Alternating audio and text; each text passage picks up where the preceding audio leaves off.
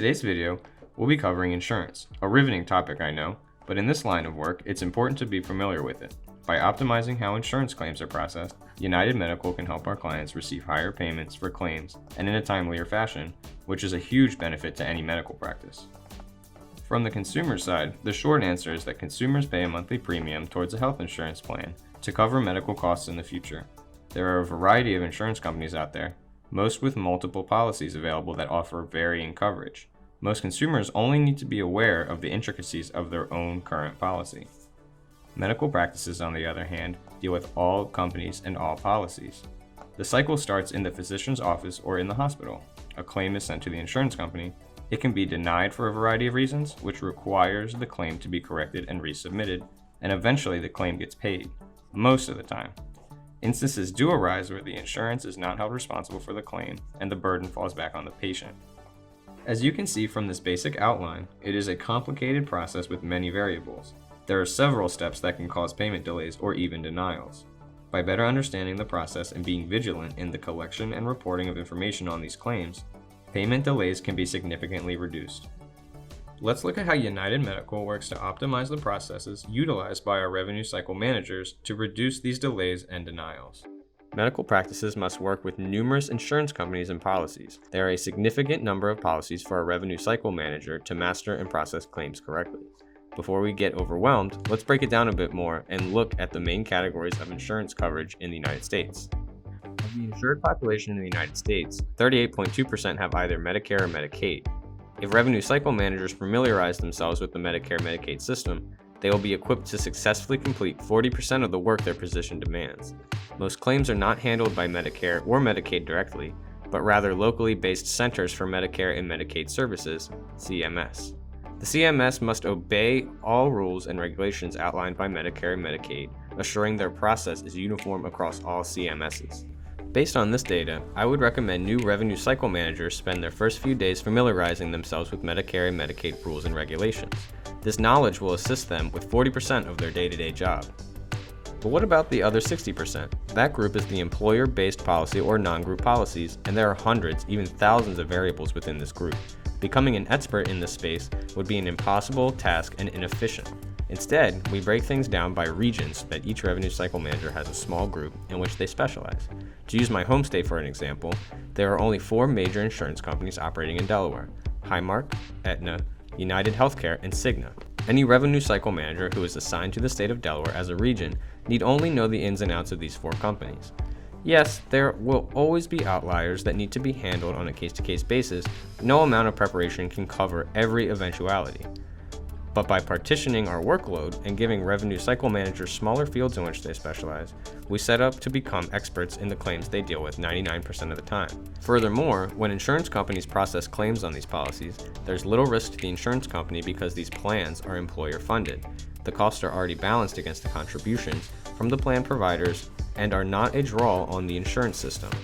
In fact, many insurance companies don't even care about negotiating down the cost of procedures because their profits are based on a percentage of the procedure cost. Partitioning by region isn't the only way revenue cycle managers are organized to increase their expertise.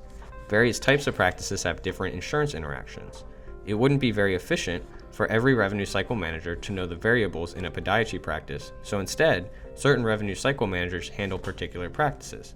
We divide the practices as follows: office-based specialty, office-based PCP, combination-based specialty, surgical, OB/GYN, podiatry, and facility.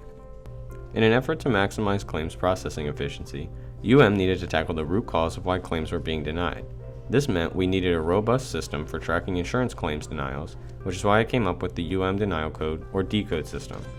Every time a claim is denied, a specific D code is applied to the case. For example, a D004 means there was an incorrect or missing modifier on the claim, whereas a D022 code means the incorrect insurance company was listed.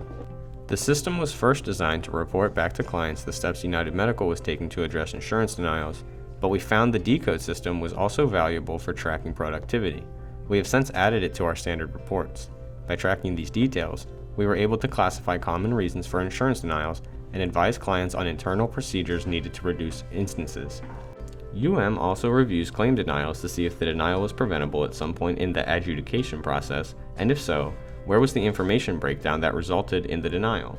By being meticulous in our examination of the data, we can work with our clients to improve their internal processes. As you can see, a large number of preventable denials originate from our clients. When we drill down deeper, we can identify where in the workflow these denials derive from.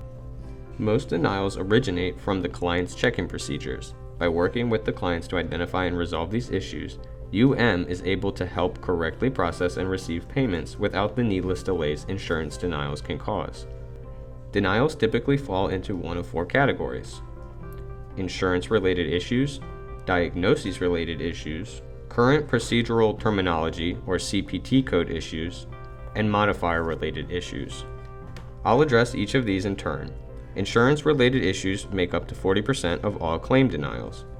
We've been able to reduce the number of denials by making sure we check patients' eligibility, such as confirming they provided the correct insurance to begin with, and taking steps to make sure information is entered into the system accurately, such as copy and paste from a patient's records, rather than relaying the information. Diagnosis-related issues refer to incorrect diagnosis codes being used on the claim. A diagnosis code differs from a CPT code in that the diagnosis code refers to why the patient was seen, whereas the CPT describes the medical procedure the patient underwent. An example of when these claims might be denied would be if the insurance claim was part of an annual wellness visit, but the appropriate code for that visit was not listed. CPT codes are set by the American Medical Association to define specific procedures or services provided and follow-up treatments. For instance, a doctor's visit for a patient in the age range 18 to 39 has the code 99385, and for age 65 plus, a 99387 code. However, Medicare and Medicaid use different codes for the same procedures. Denials often occur because the wrong coding system was applied to the claim. Every month, United Medical reviews our revenue cycle manager's work and evaluates 2 factors: the accuracy of information entered and whether the appropriate procedure was followed through regardless of the actual outcome, what we refer to as quality met. We are excited to report a 94% accuracy rate and quality met rate for our RCM team, a rate that is increasing as we continue to refine and improve our processes. At United Medical, we take insurance claims very seriously, and we want to make sure our clients have as few denials as possible. After all, every denial in revenue delayed or potentially lost.